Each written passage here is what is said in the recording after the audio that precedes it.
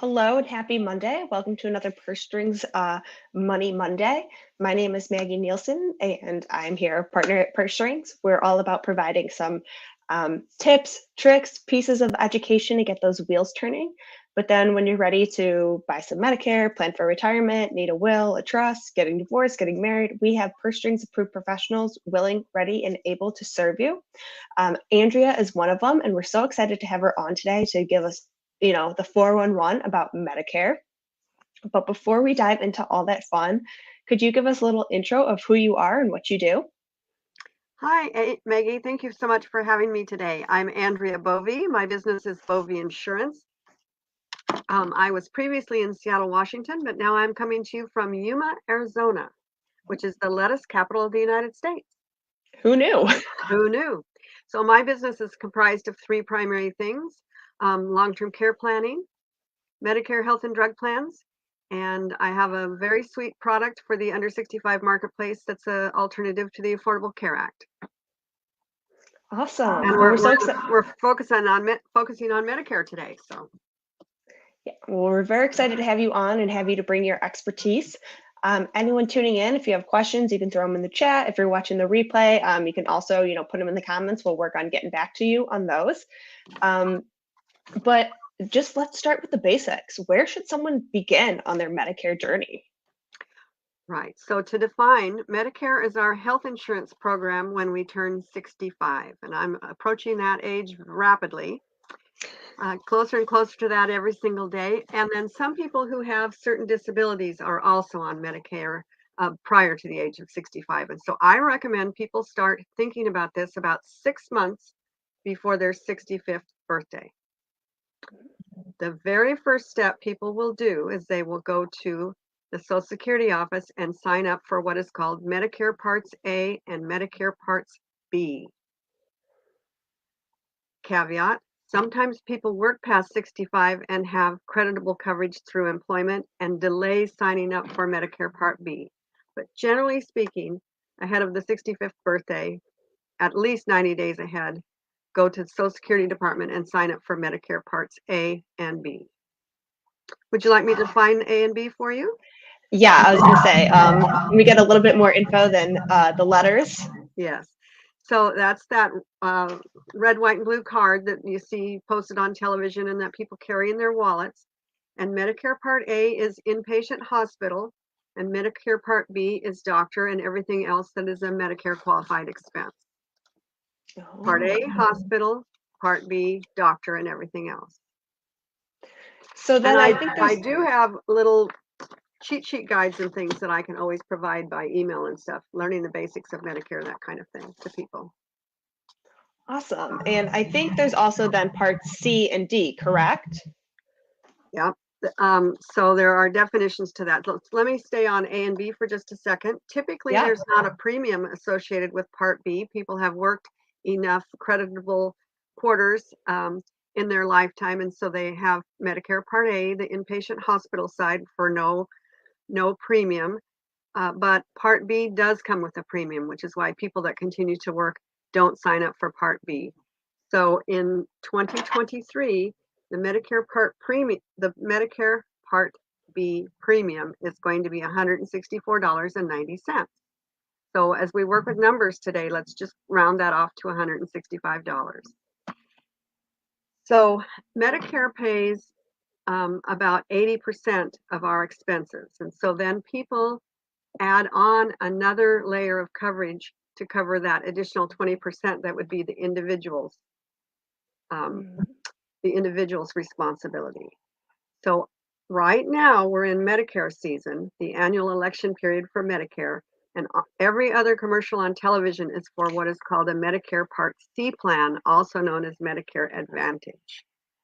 So when somebody's turning 65 or considering their options and maybe wanting to make a plan change, there are two ways that individuals plan for their own responsibility for Medicare. One is called a Medicare supplement plan. Those also have letters. Think Medicare Plan F, Medicare Plan G, Medicare Plan N. Those are the three most common ones in the country today. That's a Medicare supplement plan. And then there are Plan C's, being advertised on television right now called a Medicare Advantage plan, known as Plan C. Isn't this a horrible way for this country to name all of these plans and try to figure them out? You could only do letters. I mean, only do letters, and it's a strange way to do it. So I'd like to define the difference between a Medicare supplement plan and a Medicare Advantage plan for anybody who might be listening, because they work very differently. So my mother, who's right across the street from me, has a Medicare supplement plan. With a Medicare supplement plan, she has a Plan G. She can see any doctor in the country she'd like to see. So when my father was still alive, they spent half of their time in Idaho, half of their time here in Arizona as snowbirds. So she could have doctors in Idaho, doctors in Arizona. She could go see anybody she wanted to in the country, and she could have doctors see any doctor taking Medicare across the country. It also, a Medicare supplement plan doesn't have a network. It doesn't have copays, and it doesn't have a maximum out of pocket, but it does come with a premium. So I did a little research, Maggie, before we got on the call. And right now, for someone just turning 65, a Medicare supplement plan G would be about $200 a month. okay. So we just talked about, so that's not, I pay more than that for my individual under 65 health insurance right now.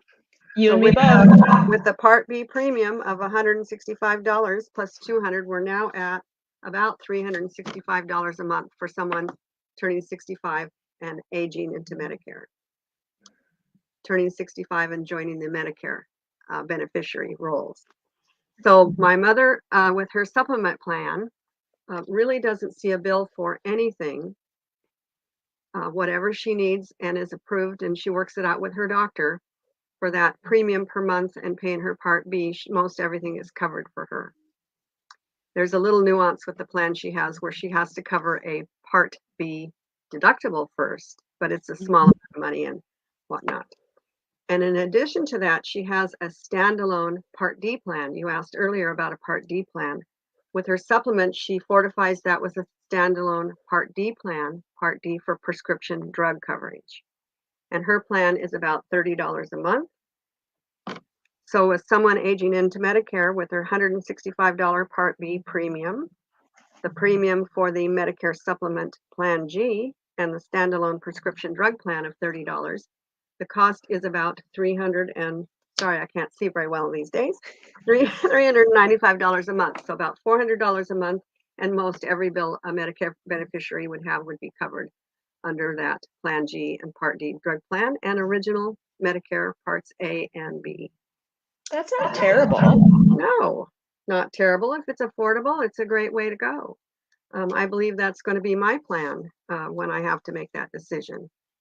And now let's talk about these Part C plans, if we could, that are being advertised on TV today. Would that be okay? Yeah. Yeah. So then we have another kind of policy that a lot of consumers choose today called a Medicare Advantage Part C. And you see them advertised on TV right now. They come with hearing benefits and vision benefits and all of these extra things, and they advertise that they have no premium or a very small premium, and that's very true. I have right here in my county 2 plans, one that has a $34 a month premium and one that has a 0 premium, and the drug plans are built into those plans. So why are they so much less expensive? Because people leave Medicare, original Medicare Parts A and B. Medicare pays the plans to manage people's care. And so they're getting paid by the government to manage people's care. So a Medicare Advantage Plan C has copays for certain things. So to see a specialist, usually there's no copay to see your primary, but if you need to see a specialist, typically you're paying a $40 copay every time you go to see that specialist. If you're in the hospital, you've got a copay to pay for the first few days in the hospital, the first 1 to 4, 5, 6 days, and that can be $250 to $300. So there's if somebody were to be hospitalized with a Medicare Part C plan, they've got some coverages to pay. If you have labs, there's a copay for labs. They also have a maximum out of pocket. So if somebody has a bad health year, that particular policyholder could be liable for $4, $5, $6,000 worth of costs for that year as a maximum. I had a gentleman who switched from a supplement to Medicare Advantage. He said, I'm very healthy. I want to save the money. Well, he got diagnosed with cancer in that year, towards the end of the year, and had to go through a series of chemotherapy and radiation. And he hit his maximum out of pocket in that plan year. Mm. And then the maximum resets the following calendar year. And he had some treatments that also hit that next maximum out of pocket kind of thing. Medicare Advantage plans also have networks, so you need to see in-network doctors. And they're typically designed like a traditional HMO or a PPO plan like people are used to having. But everything's wrapped up in it, and a lot of consumers really like them. Mm. So yeah, it really depends what's your best fit. Mm-hmm. So people want to just have a premium, have everything covered, not have to work with a lot of paperwork, or used to copays and out-of-pocket maximums, and don't mind to have a doctor in network, that sort of thing. Got it. And so what if, we were talking a bit about how people work past 65. Do they have to take these benefits right now, or how does that kind of work? Such a great question, Maggie. So sometimes people are employed in companies and their health insurance is provided to them well past the age of 65, and so they'll delay applying for Medicare Part B, and they don't purchase one of these plans until they actually are done with employment. And I won't get into the finite aspect of it, but the rules can be a little different if it's a small employer, 20 employees or less, and a very large employer. But yeah, a lot of people do that because they have what is called creditable coverage and can then have a special election period when they're no longer working. Interesting. And so the Part D is the for the prescriptions, and I feel like there's something around that where if you don't buy it right away, you get penalized. Is that true? Oh, that's so true, Maggie. Yes. This is always a weird rule that I always think we should bring up because I think it's so odd. It sticks with me. Called a late enrollment penalty. So if somebody turns 65 and they opt not to get a prescription drug plan and they don't have a creditable coverage of one through an employer, for every month that you delay, there's a late enrollment fee if you choose to purchase a drug plan later. So for instance, I just calculated one for a gentleman here in my county in Yuma, Arizona, and he has not had a drug plan for roughly 80 months. So his late enrollment penalty, I'm estimating, would be $26 a month, and that's forever and ever. He can't ever outrun that late enrollment fee. I don't know why I keep saying that wrong. Late enrollment fee if he wants a drug plan. So it's not just paying back those months, it's forever. He'll always have an extra $26 fee. That's correct. Do you know why they do that? It's something that the Bush administration put in place, and I'm not sure why they did that. I assume it was, I don't even want to make an assumption. I don't know why it's in place. It doesn't make a lot of sense to me, Right. or why it's even important. Wild, but we just know. Now we know, and that's what we have to work around. Right. And so I always advise people to get a very inexpensive prescription drug plan when they turn 65. I live in Yuma, Arizona. It's practically on the border of Mexico. People go from here walk into Mexico and buy prescription drugs in Mexico. And so a lot of people in this county, I was very surprised, don't have a drug plan. And then they get into their 80s and they can't walk across the border into Mexico. Right. And so as we can see here, there's a lot of different options, a lot of different ways to kind of combine these plans. What's your role in this? How do you help people kind of decipher it all? Yes, I think it's very important to work with an agent. And so I help people figure out if a supplement or an advantage is the right one for them. I don't like that consumers might buy an advantage plan based upon a television commercial when it may not be the right fit for them ultimately. And it doesn't cost people any more to work with an agent.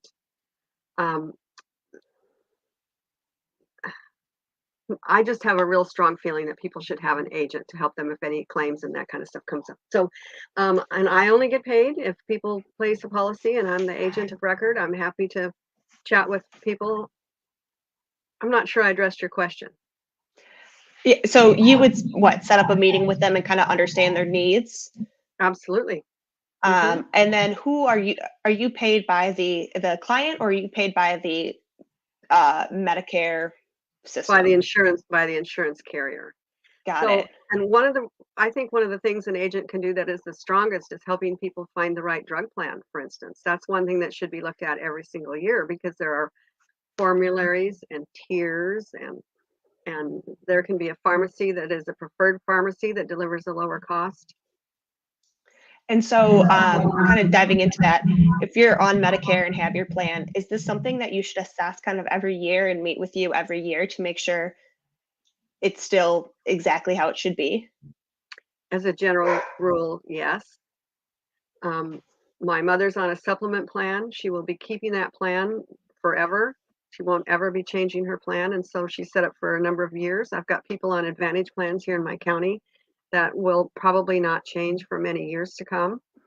But if people find that their doctors are not in their network, or they want to see somebody that isn't in the network, if their prescriptions, if all of a sudden they need to take a prescription that is really costly, that's a good time at the end of the year to reassess their drug plan.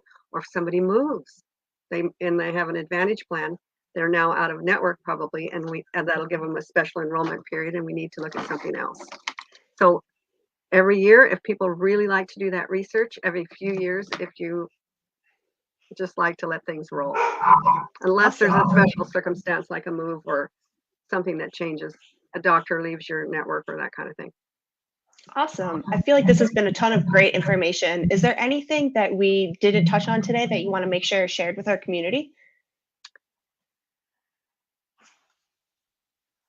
Don't wait until the day before your 65th birthday to figure out your options. Really get signed up for parts A and B, okay? And the other thing people don't realize is that they think their coverage is going to start on their birthday, and it's actually the first day of the month of their birthday. So, for instance, if you had a March birthday, your Medicare coverage would start on March 1st. Caveat, if your birthday is the first of the month, your coverage starts the first of the month, the prior month. Those are good points. So, and that throws people, and some Medicare agents don't remember that. It's a little funny rule, but if your birthday is on March 1st, then your coverage is actually going to start on February 1st. And we did have a question come in that says, can a couple each choose their own plan? Absolutely. They're individual plans, and it's very common for people to have different carriers in a couple. Awesome. Well, I think this was filled with a ton of great information. I appreciate you coming on today and sharing your expertise. I so appreciate your asking. Yeah, if anyone has any questions, don't be afraid to reach out. Her email's been going through the bottom. You could also reach out to Andria off pursestrings.co, since she's one of our purse strings approved professionals. And like she said, it's free to have these conversations. And so, call her up, ask the questions that you have, and make sure that, you're covered and you're not paying these extra taxes that you don't need to pay, or fees. And I'd like to bring up one more concept here at the end, or one more point. And I think we covered a lot of ground in very little time. These Medicare Advantage Part C plans sound too good to be true, and people say that to me all the time. It sounds too good to be true. And I do want to point out that there are some things that might make you feel like it is too good to be true. Remember, I said that Medicare is now paying the plan, United Healthcare, Humana, Aetna, to manage people's care. That means that they're going to manage people's care to do what? Save money for the carrier, right? Yeah. So with a Medicare supplement, when my mother needed to have her hip fixed because she fell in and broke her femur, she and her doctor and the hospital decided what needed to happen and the kind of surgery she needed to have. On a Medicare Advantage plan, things need to get approved, and they could have wanted to do something lesser than my mother had. I'm not criticizing the Medicare Advantage plans, but they are managing people's care. And their interest is in saving costs. That's a great point. Obviously. And they are certainly affordable. So if budget is an issue, a Medicare Advantage plan might be the way to go just based upon budget, but I always encourage people to save up a little medical emergency fund to cover those out of pockets and the maximums so that you don't get startled one day with something serious. Definitely. Yeah. Someone did write in, how do they get that guidance document? I didn't hear. How do they get that guidance document? This one that I've got? Yeah, should they just send you an email? Yeah, send me an email. And if you want to talk to me, there's a calendar link on my website for anything you want to chat about, and or connect with me on Facebook, anything like that. I'd be happy to get it to you. Awesome. And then one more question came through. Is a cost plan an advantage plan type or something else? A cost plan? Yeah, is a cost plan an advantage plan type? Do you know what a cost plan is? I'm not connecting with that term, but the person can certainly email me and we'll research that. I'll figure that out. Cost plan. Awesome. There are high deductible plans. There are a couple of high deductible plans that I think sometimes are called a cost plan. Yeah, I'm not sure. I'm sorry, I'm thrown by that question, but I'll figure it out. If whoever asked the question, if they'll email me, I'll get to the bottom of it. Yeah, so we'll have you email her, get that pamphlet, and you can ask your questions to have that conversation. But again, thank you for coming on today, and we'll talk to everyone again soon. Don't be afraid to reach out. Thank you, Maggie, and I'm so proud to be part of the Purse Strings community, and I appreciate getting to be of service to our fans today. Yeah, thank you. Thank you, All Maggie. right. Bye-bye. Bye.